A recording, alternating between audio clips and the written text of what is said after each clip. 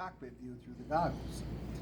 Now, AMA has a safety guideline that allows the requirement for visual line of sight to be accomplished by the use of a spotter or an observer.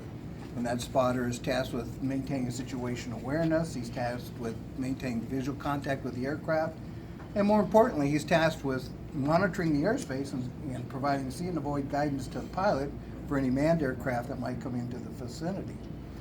FAA's position on that was that the law doesn't allow for a spotter, that it has to be the pilot himself or herself that's actually looking at the aircraft.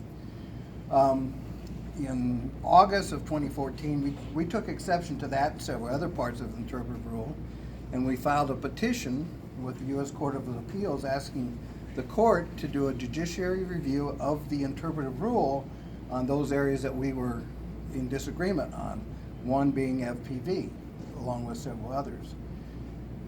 That fall, the court took the case, but they put the case on abeyance because as part of the interpretive rule, it went out for public comment. And there was an absolute record-setting 33,000 plus public comments submitted to the FAA based on its interpretive rule. And the court told the FAA to go through all of those comments and adjudicate those comments before it moved forward with this particular case. They also told the FAA and us that should the FAA take any enforcement action based upon the interpretive rule, then we could go ahead and petition the court to take the case off of abeyance and move forward with resolution. So in essence, what it did is it put our case on abeyance until the FAA completed its review, which it's still doing. And it basically told the FAA don't take any enforcement action based upon those areas that are addressed in the petition. So that brings us to something that just recently came out in Forbes. I think you guys are probably all aware of that an article came out in Forbes that the FAA says that now that as of August 29th, when Part 107 was implemented, that the only way you could operate FPV legally was under Part 107, which means that you had to go out and get a remote pilot's license, you had to operate within the provisions of 107, which would be no faster than 100 miles an hour, daylight only, no higher than 400 feet, only in Class G airspace, without permission. And again, it all goes back to their interpretive rule that says that you can't fly FPV under Section 336, the special rule, because Congress said you had to actually have your own eyes on the aircraft. We have met with the FAA. I mean, literally, last week I was on the 10th floor of FAA headquarters meeting with the FAA executives on this issue. I would actually tell you who I met with, but I promised, because of what he told me, I promised I wouldn't do that. But in any case, I would tell you, nobody's recording this, right? Yes. Actually, yes. Here, I'll pause it. When the FPV issue first came up, and we're talking back in 2014, when the FPV first came up, we made the argument, that the way that we operate with an observer, monitoring the airspace and providing the see and avoid guidelines, is no different than what the manned aviation world does when they do instrument training for pilots.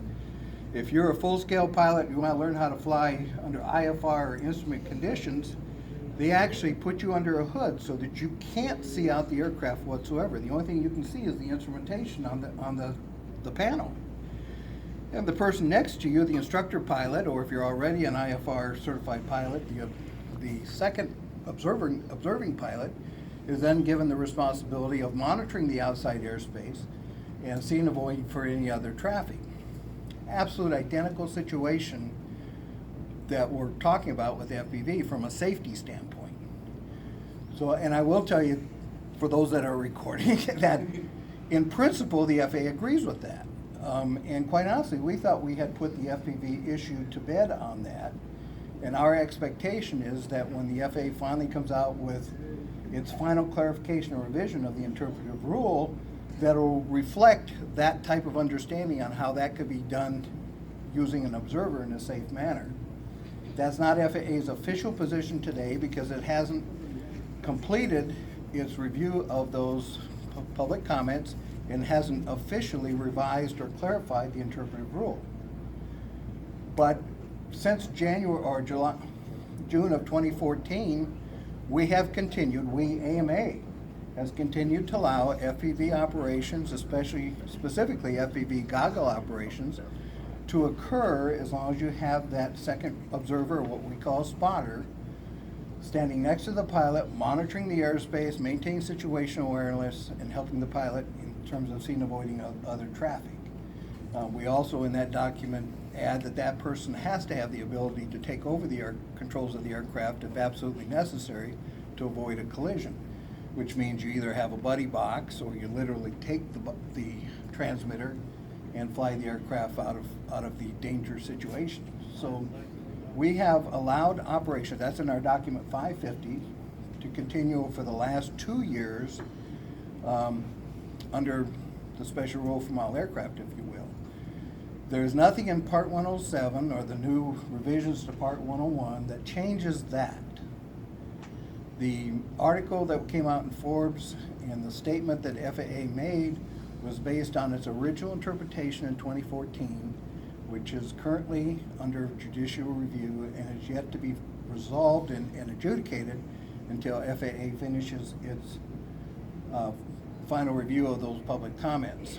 So the bottom line is, and we have communicated this to FAA, that we are going to continue to allow FPV operations under document 550 until the court makes a ruling otherwise and or the FAA revises its interpretation one way or the other. We're on record with the FAA as having said that. We published our notice to our members, was it yesterday or day before yesterday? And that is currently our position. I will tell you that I could be wrong on this, but I don't think you're going to see any FAA inspectors on site this weekend writing violations for not flying without a remote pilot certificate. I will tell you that we've been doing this for 2 years, and I stood next to the FAA personnel in Sacramento when I CD'd the race in Sacramento last summer. And there was nothing that occurred there that they took exception with, and quite honestly, they actually went away feeling very comfortable that operation was operated in a very safe and effective manner. So that's not a clean answer to the issue, and it probably won't have a clean answer until FAA finally revises its interpretive rule or the court rules on this case. But that is where we stand today, and we as a hobby community are continuing to operate under Section 336 and AMA safety